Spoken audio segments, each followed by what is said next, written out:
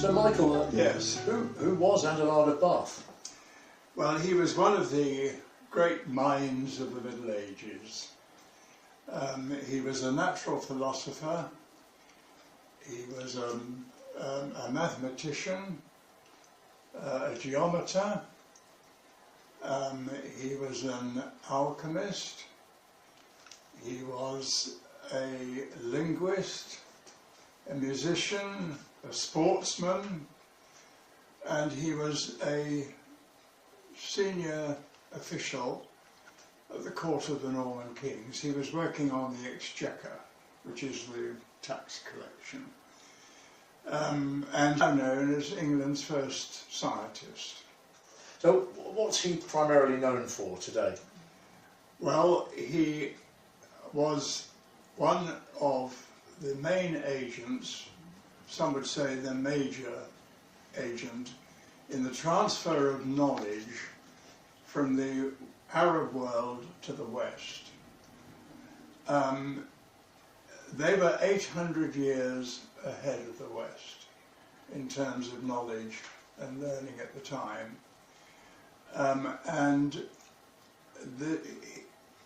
He decamped to the Middle East to study with the Arabs, and he was gone for 7 years, and he learned Arabic, and he returned with a wealth of knowledge, which he spent much of the rest of his life translating into Latin, because that made it accessible to the West. And every time he published something, it caused a sensation in the West. And he was world famous in his day, but now, sadly, largely forgotten, even in his native city.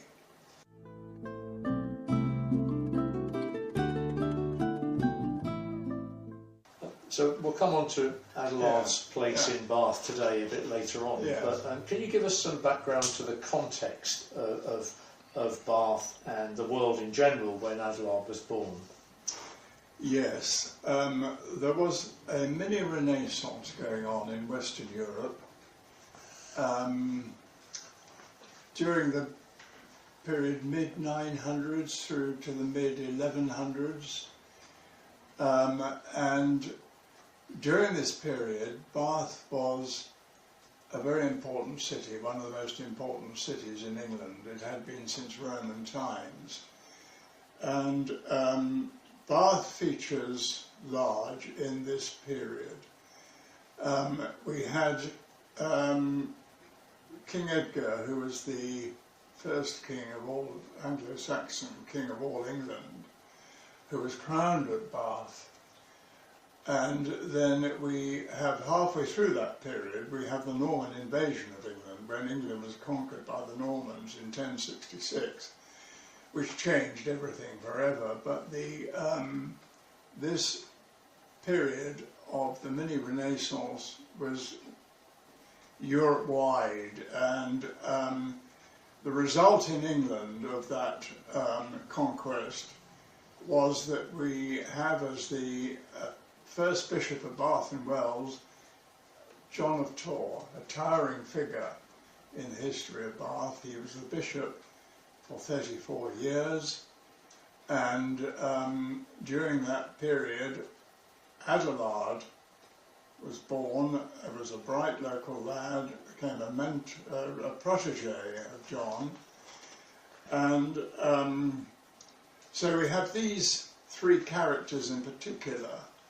on the Bath scene.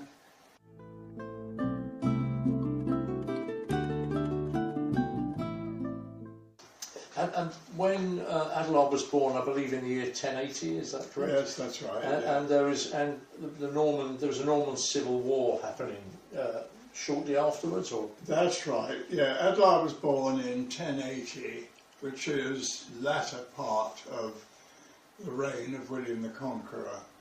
The Conqueror died in 1087. And following that, there was a war, a Norman civil war over the succession. And during the course of that, the city of Bath was sacked by Norman troops, and it was laid waste, including the old Saxon church where Edgar had been crowned 100 years before. And the result of that was that the Conqueror's third son, also called William, he prevailed. In fact, the Conqueror had appointed him as his successor to the Kingdom of England, and he prevailed, and he sold Bath and everybody and everything in it, what was left of it, to John of Torre, who had been the Conqueror's doctor and chaplain. Subsequently, William, the third son, William II, known as Rufus, he sold Bath to John of Torre. And just about that time, the Bishop of Wells, who was Guizot, who had been the Bishop of Wells throughout the Conqueror's reign, he in fact had been brought over, he was a Lotharingian, he'd been brought over as an advisor to Edward the Confessor, who was the last of the Anglo-Saxon kings, and he survived the whole of the Conqueror's reign. But at this time, Guizot died, and King Rufus appointed John of Torre as the Bishop of Bath and Wells, and John transferred the seat of the diocese from Wells to Bath. John spent the next 35 years in the rebuilding of Bath, and this included the Norman Cathedral, and this was one of the largest structures in Europe, and this was in a walled city of 23 acres with 2,000 people. It was an enormous structure, much bigger than the current Tudor Abbey. And if that building was now in Bath today, if the Norman Cathedral could be magically placed in Bath, where would its footprint be? It would be grotesque, actually, but the footprint would have covered the whole area of, including what is now the Roman Baths, the Pump Room, and the Abbey Green. It's huge area. Yeah, huge footprint. Yeah. But the building itself was a massive structure.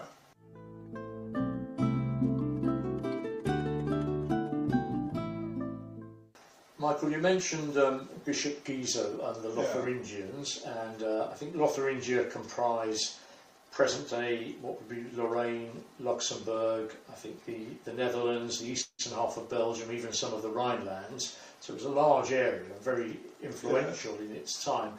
How do they feature in the story of Adelard?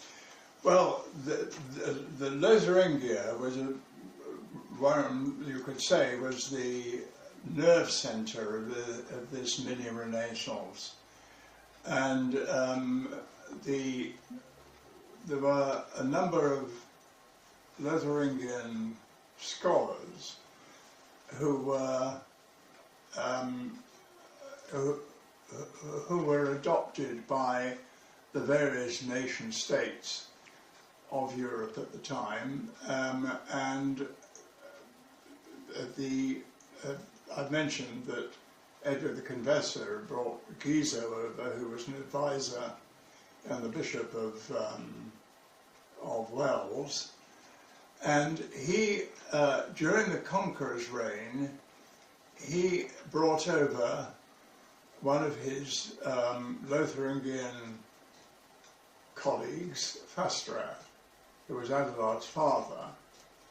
So Fastrad arrived at the Diocese of Wells during the Conqueror's reign, and he married, it would seem clear that he married a local Saxon girl. Adelard actually is a Saxon name. And so Adelard himself was half Lotharingian, half Saxon. He was not a Norman. And then Fastrad settled, he bought land? Yes, yes. He in fact was in possession of one of the abbey lands, which was apparently 17 hides, and a hide was an area of land which could support one family. So it would seem that Fastrad was fairly well, comfortably placed, and so Adelard, as a young lad, grew up in that environment, and he attended the cathedral school at Bath. In fact, where he lived, it would seem, was just over the border, the modern border into West Wales. But that was not far from Bath, and he attended the cathedral school, and he was obviously a very bright boy who was came to the notice of John of Torre, who subsequently became his mentor. In a way, would you think of him as being representative of a changing England at that time? Although he wasn't Norman, he had an Anglo-Saxon mother, and his father was one of these Lotharingians who were obviously coming to England before the Norman conquest, but there was a sort of sense of cosmopolitanism. Was he? It feels like Adelard was there at the birth of a new country. Well, the Norman conquest had changed everything. And the Normans were, they were great adventurers. They kept meticulously on side with the Roman Catholic Church. In fact, William's invasion of England had the blessing of the Pope at the time. And the Normans kept on side with the Vatican. But within that, they very much did their own thing. And so Adelard was fortunate to be born into that world. He was not a Norman, but effectively he became a key element in the Norman regime. He was half Saxon.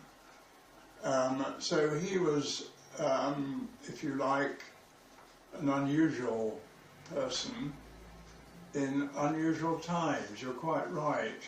And he was obviously, he was very clever. He was clearly a brilliant man, but it was also that timing of when he was born, as the Norman world was expanding. It gave him opportunities that perhaps wouldn't have been available Yes. before. Well, people assume that the Normans conquered England and that was it. Well, that was far from it, because during that period of the 11th century, the Normans had conquered vast areas of the Mediterranean lands, and indeed the Levant. It culminated in the First Crusade in the 1090s, when resulted in a series of the Christian kingdoms in the Levant.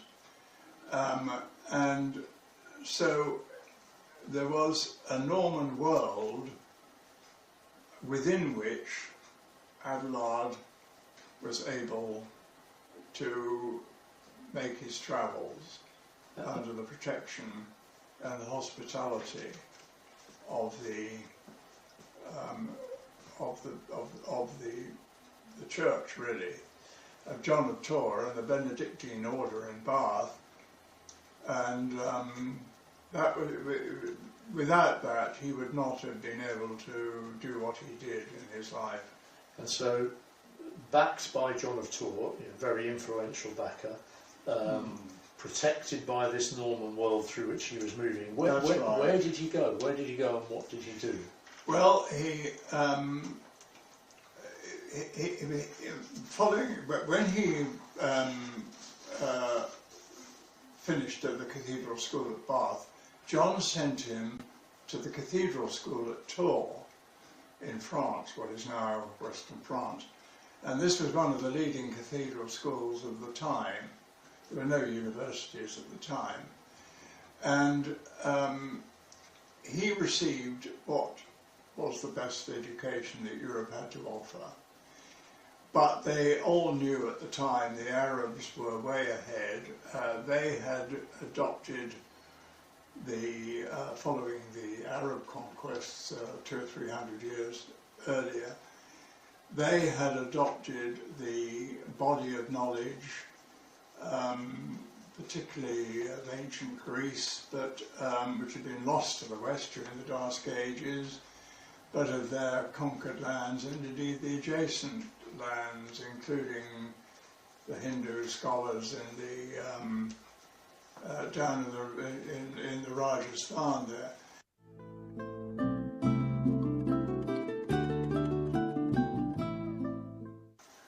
You said Adelard travelled for 7 years. When was that? How old was he when he set off? Well, he set off on his travels to the land of the Arabs in 1109, when he would have been 29 years old. And he travelled first of all to southern Italy, and he stayed at a number of places, but particularly Salerno, which was the great medical centre of Europe at the time, and southern Italy had been conquered by the Normans, and so had Sicily. Sicily had been captured from the Arabs by the Normans after a 30-year siege, and he moved on to Sicily. He was resident, it would seem, in Syracuse, which is on the eastern coast of Sicily. He got on particularly well with the local bishop there and dedicates one of his works to him. He then he travelled during the latter part of his great journey to the eastern Mediterranean, to Antioch, which also had been captured by the Normans and was the princedom of Antioch. And he stayed in Antioch for several years, and it would seem he was resident at the monastery of St. Paul in Antioch. In fact, it was during this period that he was on the bridge at Monastery, which is about 100 miles north of Antioch, but it was within the limits of the Norman power of the princedom, about 100 miles north, and he was there when an earthquake, this is an earthquake zone, and he was on the bridge at Monastery when this earthquake struck, and he describes it.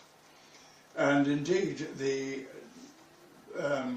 seismological records now date that precisely to a date in time in April 1114, so we knew he was there then, and it was followed by a major earthquake. By 1116 he was back in Europe because he played the zithara at an Easter gathering for the Queen Matilda. And so he was gone for the 7 years, 1109 to 1116. We know he was back in England. And he brought all this stuff with him, which he was translating for the rest of his life. So when he travelled, he was travelling with the support of the Benedictines. So can we think of Adelard as a monk? Was he a monk himself? No, he was not a monk. He was a lay member of the Benedictine order for all of his life, but he was what's known as an oblate, which meant that he lived his life according to the Christian principles, but he was not a monk, and he would not have borne the black habit of the Benedictine monks. In fact, we know he was a very snappy dresser. He had a famous green cloak, but he, as a bit of a one-off, at an unusual time, was able to live in this way, which he would not have been able to at times before or subsequent to that. But at that time, he lived his life in his own way, and that was a very fortunate set of circumstances, really, for him and the rest of us who have benefited from his life's achievements, his great legacy, that he was born exactly where he was and at the time he was.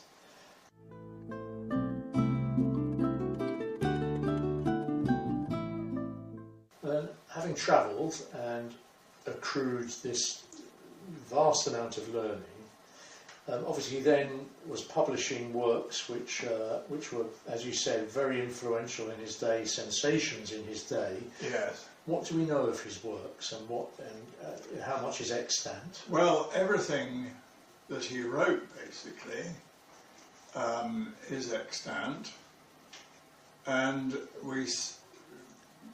people ask, well, you know, where are these works? He didn't actually write anything. He would have been dictating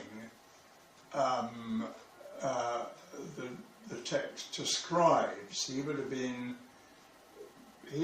working on a wax tablet, and he would have then handed the tablet to a scribe, and then he would have wiped it clean and done some more and handed it to another scribe, and there was a team of scribes with him who were writing all of this down.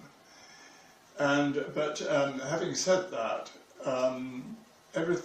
all of his works are extant, and they are in Latin, and it is now recently, particularly with Charles Burnett at the Warburg Institute, who's been the great, who's a Latin translator into English.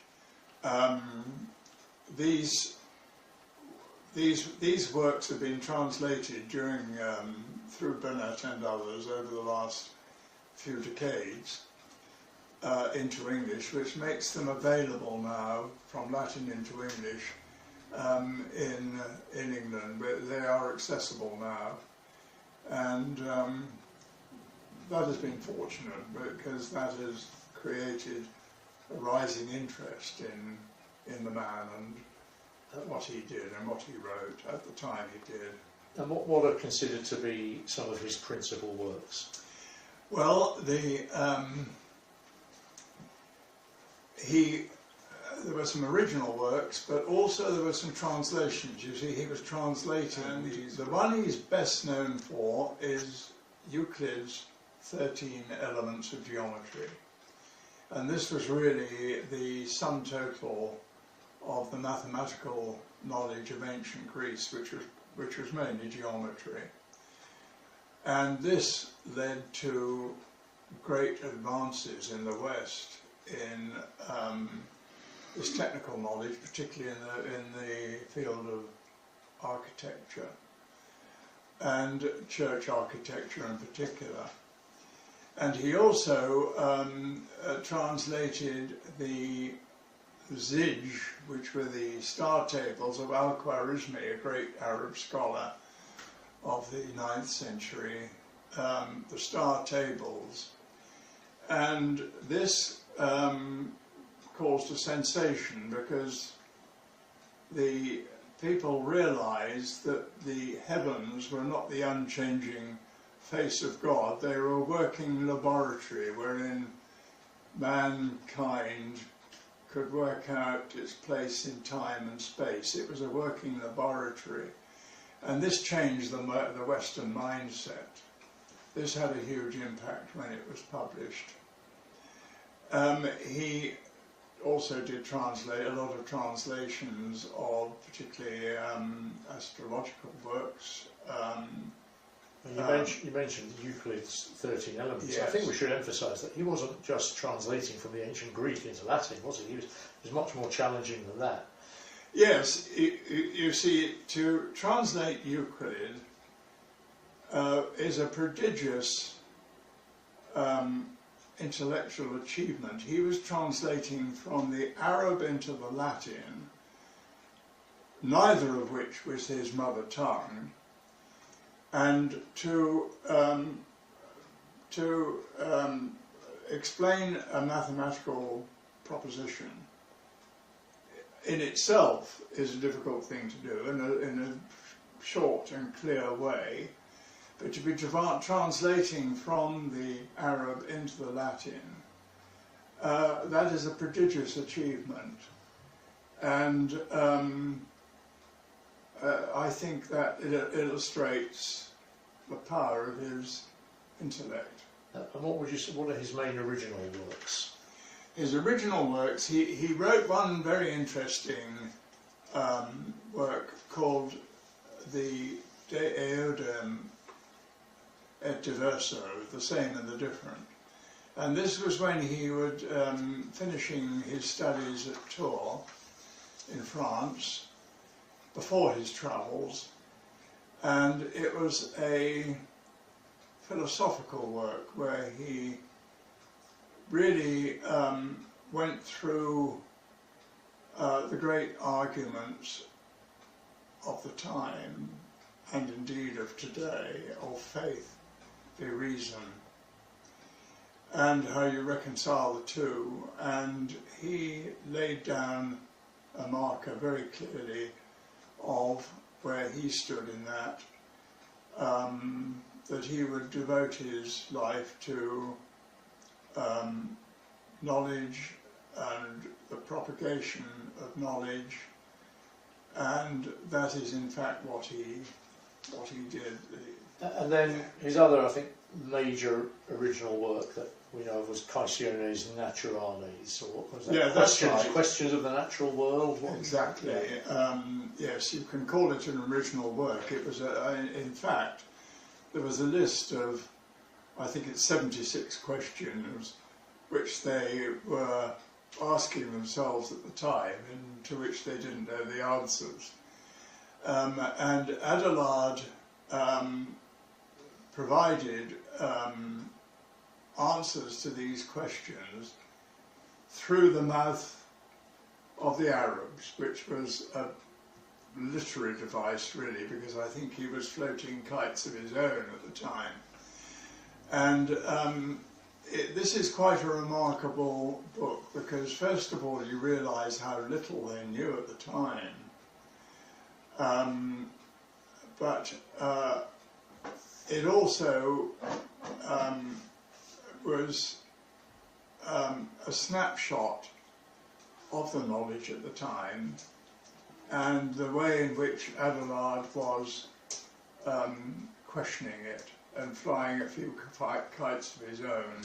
I know you feel that we can find evidence in there that he had some pretty impressive intuitions about where science would go. I must say, if you read carefully Quaestiones Naturales, and none of these works, by the way, is very long, because they were on parchment, and they were by definition, these works were relatively short.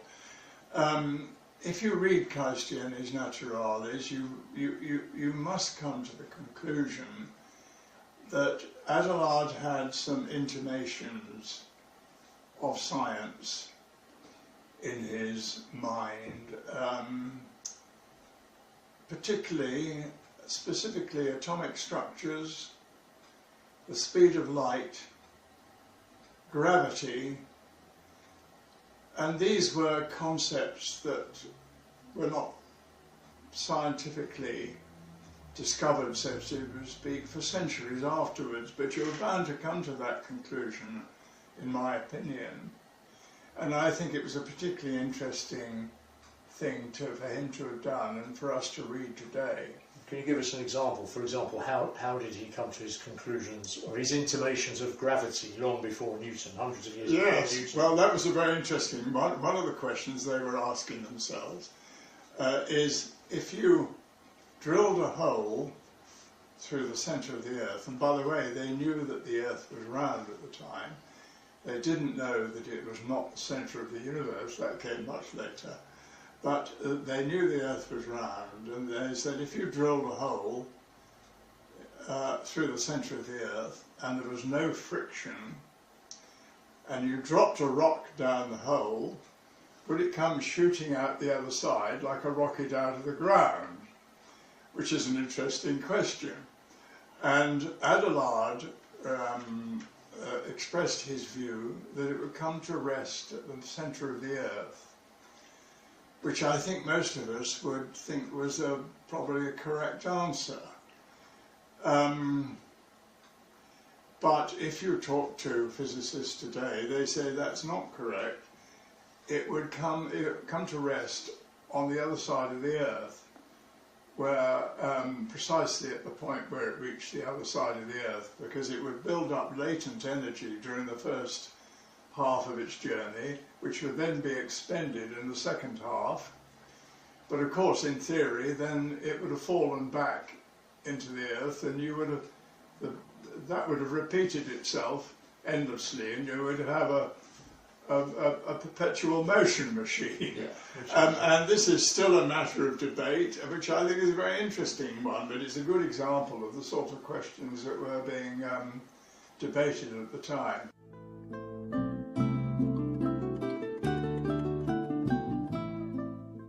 When Adelard was just a boy, that he experienced one Norman civil war, and then in his later years there was another Norman civil war.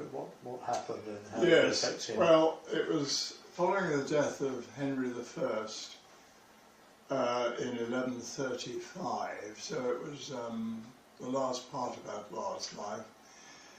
Henry I was the Conqueror's fourth son, and he had been a pretty strong king. He'd married a Saxon princess and had really begun a rapprochement between the Normans and the Anglo-Saxon population of England. He had a son, also called William, who was his successor, but he was drowned in the White Ship disaster in 1120. And as a result of that, Henry I had no succession, no legitimate male succession. And he appointed his daughter, Matilda, as his successor. She had, in fact, married the Holy Roman Emperor, who had died young, and there were no children, but she was the widowed Empress Matilda, and Henry had appointed her as his successor, but his nephew, Stephen of Blois, dipped in and usurped the throne, and that led to another Norman civil war which lasted for 20 years, which has been subsequently known as the Anarchy. And this was a very bad time to be alive, because it was a war of skirmishing, really, and it was bad news for the local rural populations. What was the effect of the anarchy on this area of the country? The southwest was particularly badly affected by the Civil War. Bath was in the hands of Stephen. Bristol was in the hands of Matilda. In fact, it was her headquarters.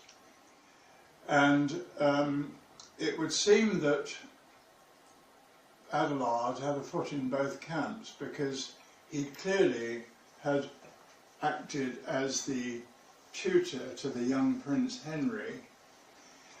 He dedicates one of his works to him in intimate terms. He exhorts him to be a philosopher king and to take counsel from the Arabs, by which he meant thinkers and scientists, and not the rigid church elders.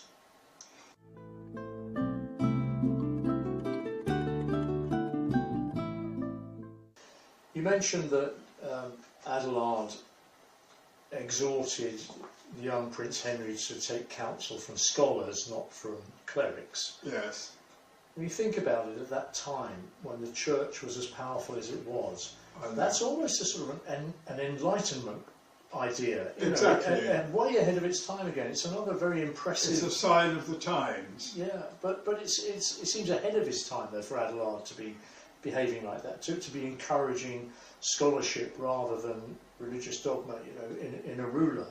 If we think about the idea of a philosopher king, perhaps they're either in the classical period or the Enlightenment period, but in this period we don't think of them as being associated with that time.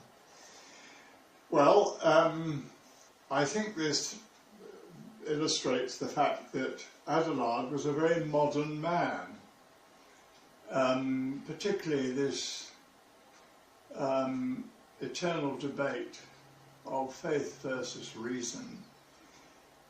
He was asking questions which we're still asking today, in spite of the enormous advances in scientific knowledge. We are nowhere near resolving that particular debate, and it is a very relevant one today. And Adelard was really relevant to our times as well as his own. It's timeless. I think it goes back to what you said earlier. He had what we'd almost think of as a modern way of thinking, and yet over 1,000 years ago, it's pretty. It's part of how impressive he was. And that's why I find him such an interesting character. And it's strange that he is so little known today. He's having been so famous in his own time, and in fact for many centuries, Bath was known primarily as the birthplace of Adelard. But today he is largely forgotten, even in his native city. If we could travel back in time and meet Adelard, and I'm pretty sure you'd love to do that, who would we meet? What kind of person was he? I think he was a very engaging character. He was known to be a good raconteur. I think he was somebody that we could have related to and enjoyed. I think we would have enjoyed his company. And wouldn't that be an interesting thing to do if we could have some sort of time machine to have a chat with him now?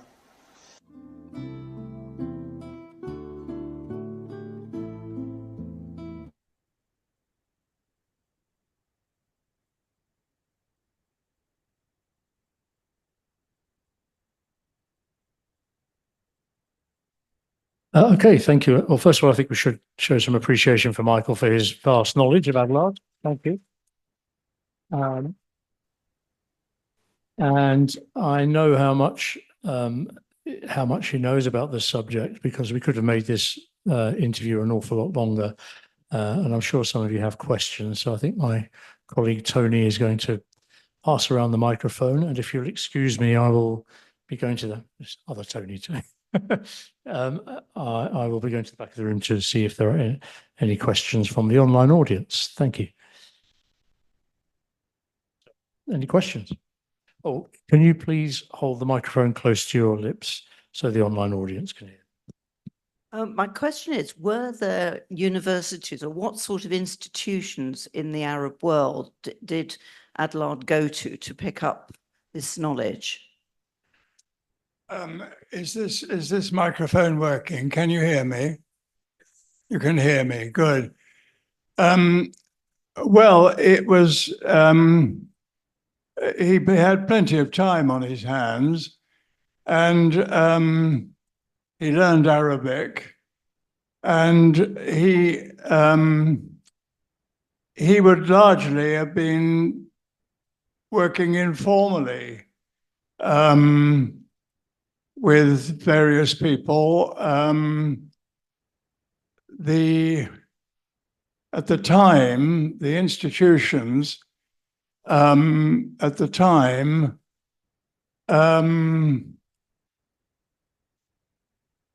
well, they were very dispersed. There was, and so I think that he was, the answer to the question is he was working informally in various ways with various people in various places and using his own initiative to discuss and debate, and in particular get hold of copies of publications, which he brought back with him. They were all in, at the time, parchment documents at the time. And so that's how that worked, I imagine. I was thinking particularly about the ancient university in Yemen, Taiz, which I don't know if that was established at that time, but it was one of the earliest universities in the Arab world that I was aware of. Sorry, could you repeat that? I wondered if he was in contact with the University at Taiz in Yemen, which is a very ancient university and would have been a centre of this knowledge. You've not got any evidence. And where was that university? In Yemen. You say in Yemen? Yemen, Yeah. Well, I mean, his travels were, as we explained in the talk, he spent the first period of his travels in southern Italy, and then he spent some time in Sicily, and from there he made that substantial journey across to the eastern Levant, where he was based in Antioch. But he kept himself strictly within this Norman bubble. And so he would have been, all his work was carried out within those confines. Thank you.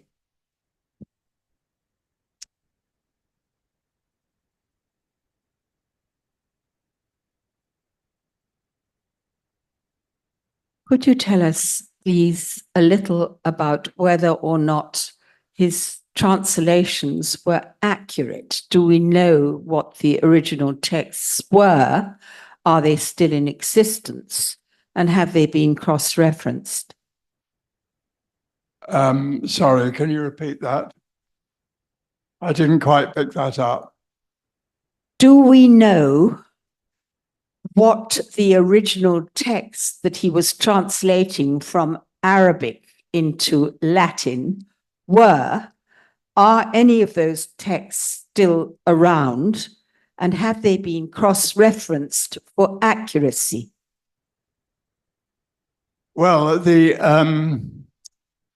way that they he operated with these translations, he would be sitting there with a number of scribes, and he would have been writing on tablets and passing it to a scribe, and then he'd clean the tablet and start writing again and giving the next bit to another scribe. They would be writing on parchment documents, and that was how those works were produced. But that's the translation that he was writing on the tablet. What about the original text that he was translating? Are any of those original texts around? The original text would also have been on parchment documents. Do they exist? Do they exist? Yes. Yes, it's amazing that all of his works are extant in various institutions around the world. And for example, when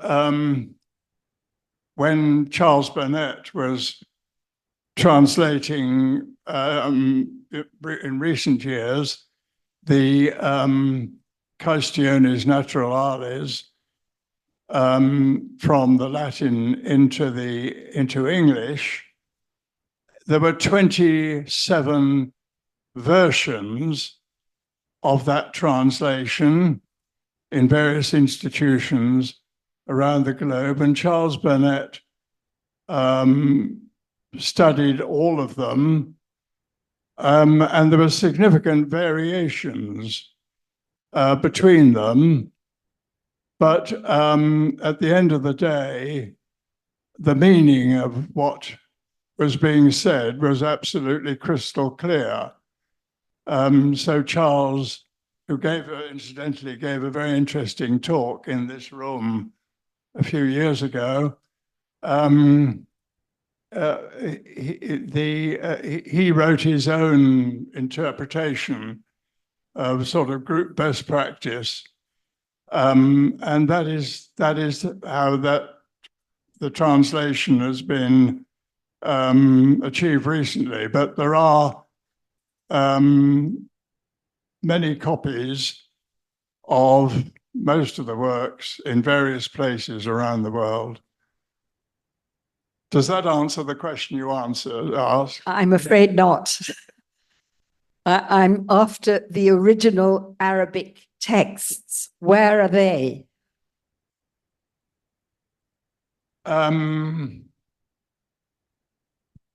Well, I think there's a similar, that would be a similar pattern, I imagine.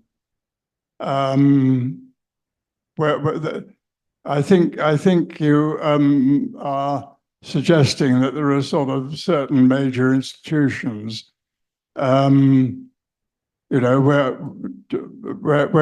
everything is. I'm not sure that's the case, really. I think it's much more dispersed. Thank you.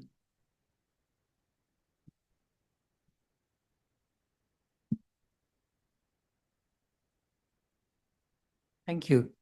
Did he make any original contribution to mathematical sciences? To the medical sciences? To mathematical sciences? To mathematical. Well, he was really a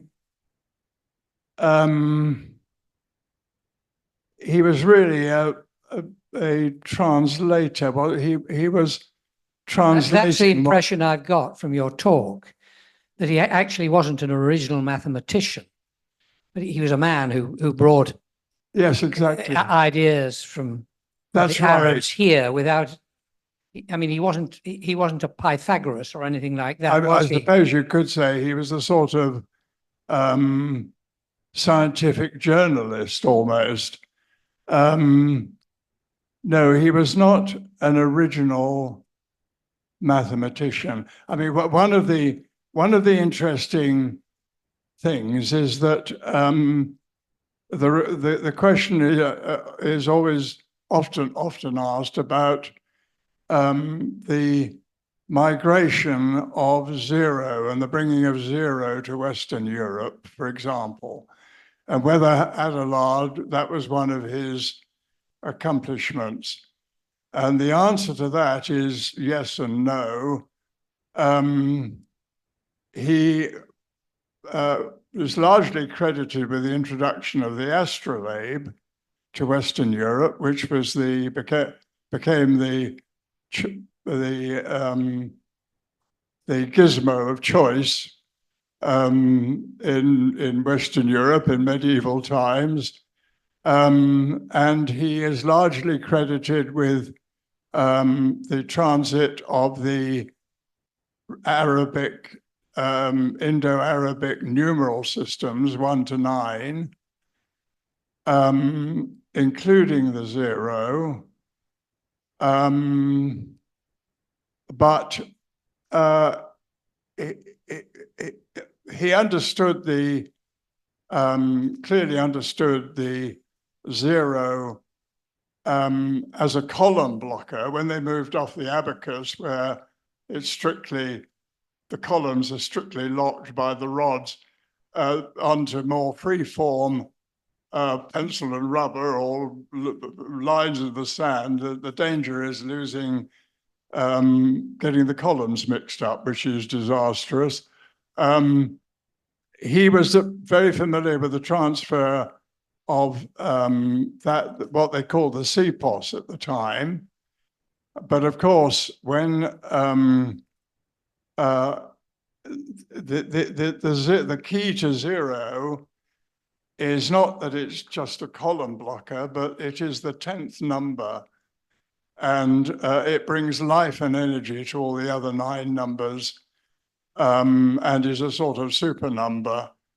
And that, I don't think Adelard, that took 1,000 years for various reasons to migrate from the Hindu scholars in India to Western Europe before the penny finally dropped. And I don't think Adelard ever really understood that. I don't think the penny had dropped for him. And so that maybe answers your question to some extent, that he was a mover and shaker, if you like, in the transit of knowledge, but he was not a great scientist himself. Thank you.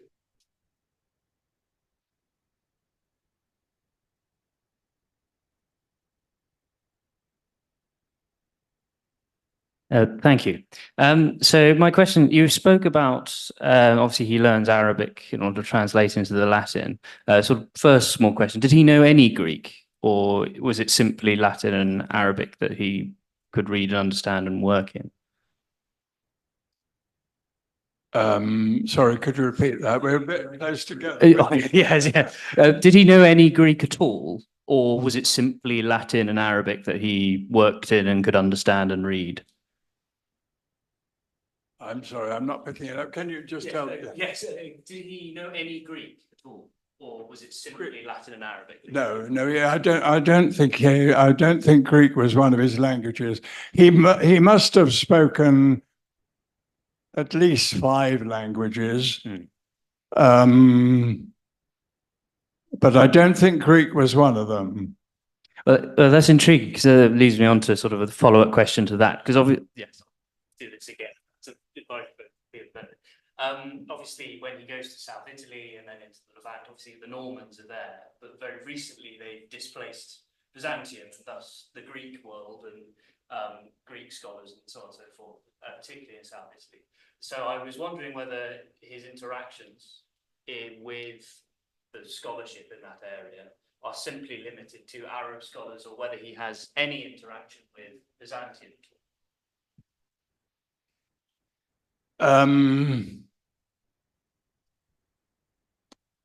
I don't think I know the answer to that.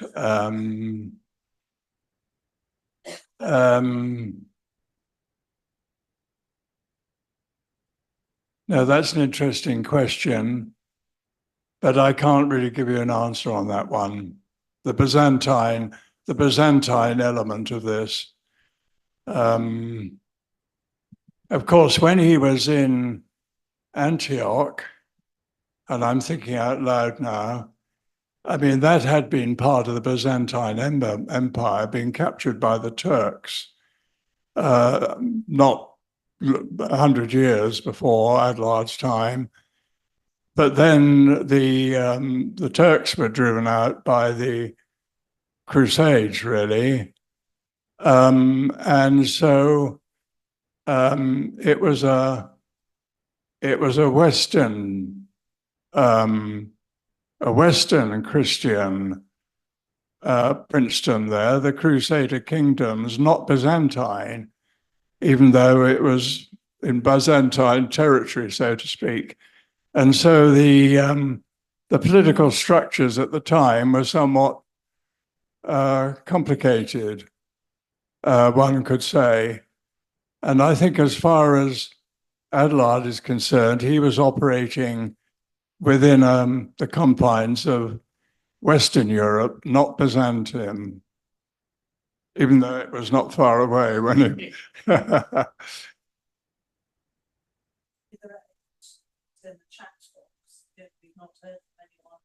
Are there some questions on the chat box? I can't, can I see them? Can somebody read them out?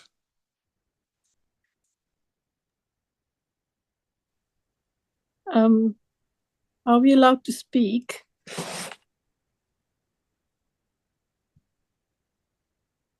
Okay, thanks, Tony. There are actually not 8 questions. There are a couple of questions, but one is in a stream of messages. I'll start with the beginning of it. Michael, the question is, I would be interested to ask about the connection Adelard may have had with Fibonacci's maths, which was derived from the knowledge he gained from Al-Khwarizmi's translations from the Sanskrit Vedas. Now, I believe Fibonacci was later than Adelard, so perhaps the question means, was Fibonacci influenced by Adelard's translations?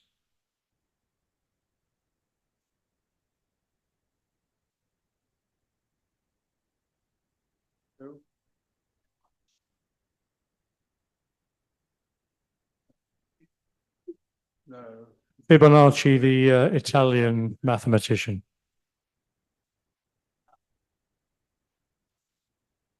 Oh, Fibonacci. Fibonacci. Well, he lived, 100 years after Adelard. And so I think he must have been well aware of what of Adelard's works. I mean, Fibonacci was a giant of mathematics, wasn't he? But he lived 100 years after Adelard, so I would imagine the answer is yes to an extent. But things were moving well ahead by that time. Okay, there's another question from the chat. Was Adelard celebrated in the Arab world? Huh. Well, I would think... Sorry, I misread that. Is he recognized? Probably not. They were 800 years ahead. That's the amazing thing. The Arabs were about 800 years ahead of us at the time in terms of knowledge and learning. And that statement is based on the calculation of the circumference of the earth. The Arabs, through observation and projections of that, calculated the circumference of the earth. And it was 800 years later that was achieved in Western Europe. And it was remarkable that the Arab calculation had been so accurate, within 1% or whatever. And so those two particularly important questions were, and the 800-year gap between the Arabs in Western Europe is the basis of that statement, that they were 800 years ahead of us. Does that answer the question? I think so. Any more questions in the room? Yeah. Thank you. Did he meet any resistance to his work? When he was alive, did he meet any resistance to his work? Say Any from resistance? yes, say from the church. What, no, a few centuries later. You're suggesting there may have been resistance from the church, for example. Yes. Well, I think he was very fortunate, as we said in our discussion. He was very fortunate at the time in which he lived, because the Norman regime, which is where he was operating within that regime, the Norman regime in England, the Normans were very much on side with the Pope formerly, the Latin Church, and indeed the Benedictine order was very strong at the time. In fact, almost synonymous with the Latin, Western Latin Church. But within that environment, the Normans were really not very interested in religion, I don't think. And Adelard was able to think things and say things. As a literary device, he was often putting it in the mouths of the Arabs, but he was able to say and do things at that time which he wouldn't have been able to do in previous centuries, or indeed latter centuries. It was during this medieval Renaissance, which was subsequently snuffed out by the church for another 300 years. So, he had been way ahead of his time, because it was really another 300 years before the Reformation in Tudor times and the Renaissance. So I think the fact is that he didn't have a lot of resistance. No, I don't think so. Okay, I think we have time for maybe one last question in the room, if anyone wants to ask one up the front here. Oh, two. Time for two last questions. This is sort of gossipy and tidbitty.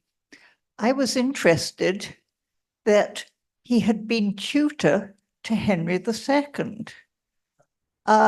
Do you know the dates? I was wondering, how old was Henry when Adelard tutored him? Right.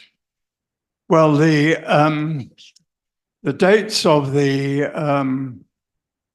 crown at the time, the dates were that Henry I died in 1135, and we had this civil war which raged for, well, precisely 19 years, because it was 1154 when Stephen died, and they had done a deal whereby they accepted the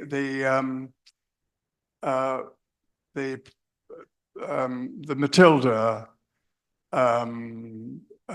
wing had accepted Stephen reigning for his lifespan, but that he would not be succeeded by his son Eustace, who died before him, actually, as it turned out anyway.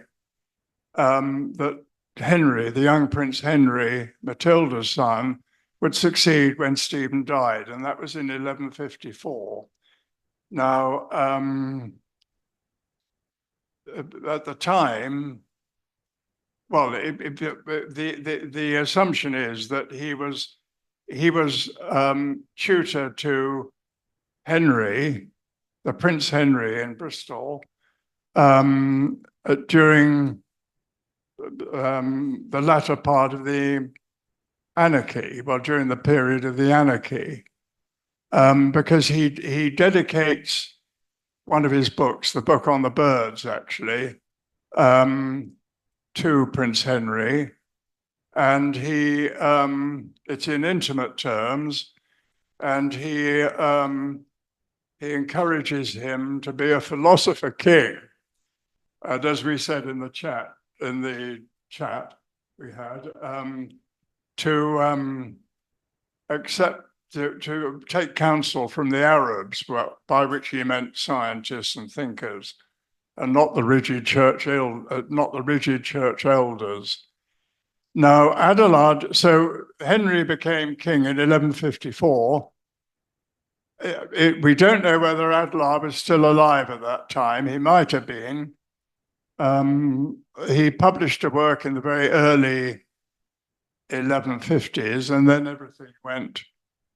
Then we have no further information. So exactly when he died, we don't know, and whether he lived to see Henry succeed to the throne, we don't know. But I think that does answer your question on the dates. Okay.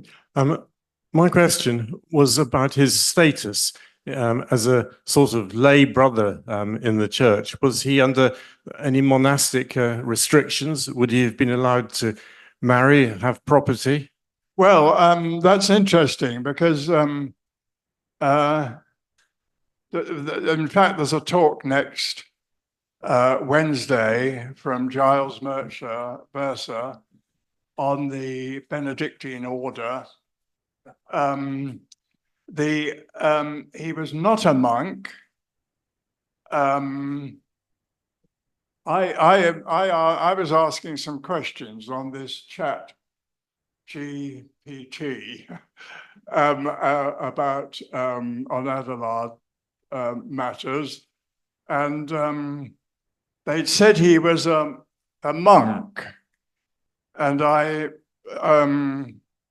put a question to GTP, the chat GPT, and I said that I didn't think Adelard was a monk, that I thought he was a lay member of the Catholic Church, the Benedictine order, but he was what is known an oblate, which means you are a member of the church and you subscribe to all its philosophy and doctrines, but you are not an ordained priest, so to speak.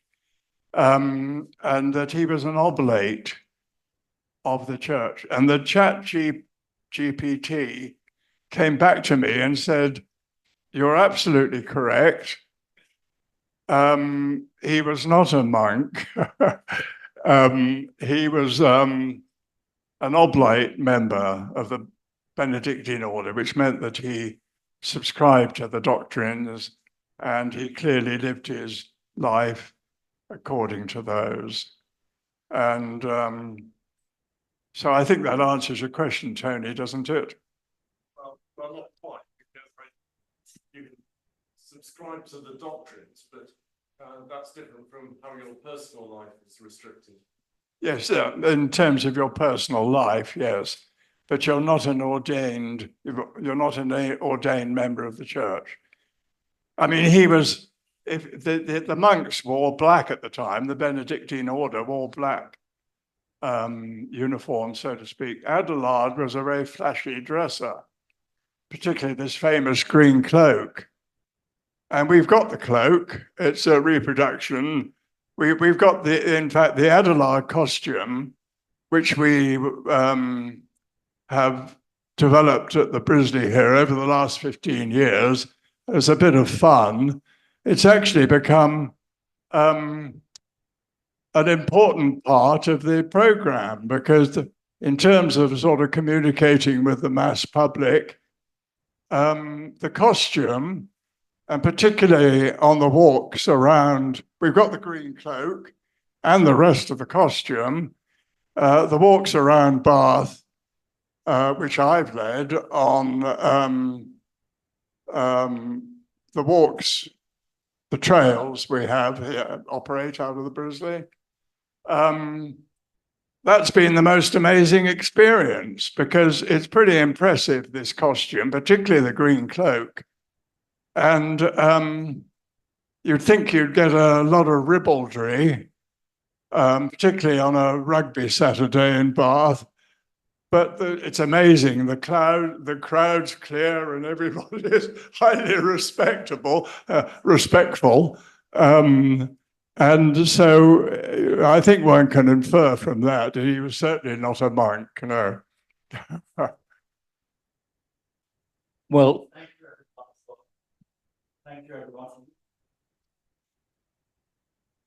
thank you everyone for your enlightening questions. I'm afraid we're going to have to bring things to an end, but I'd ask you to thank Michael for very interesting answers to 12